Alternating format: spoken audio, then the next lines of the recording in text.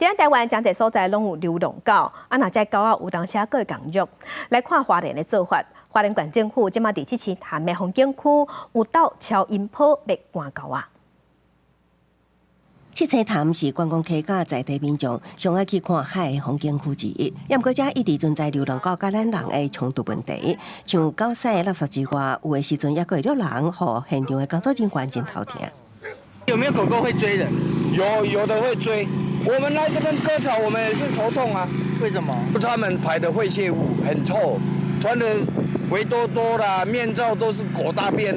为着要避免人狗冲突，官府最近伫七星潭装10几个音频赶狗器，其他像吉安乡花莲海堤、两潭自行车道顶有流浪狗出入的所在，拢会继续装饰。驱口器的原理，它主要会释放出一个音频，是狗听得见，但是人类不会听见的一个音频，然后达到狗狗的一个比较害怕、不会靠近的一个方式。也毋过，动保人士认为，并不是所有的流浪狗拢有攻击性，赶狗器只是将狗仔赶到其他所在，定义不如掠有攻击性的狗仔刷到开放式的管理所进行教化。移置呢，就是把一些可能比较有问题的犬只，移置到那个开放式收容所。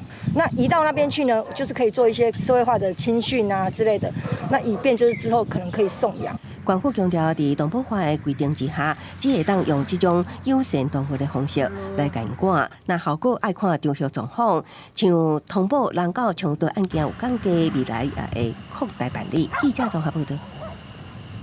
伫高雄。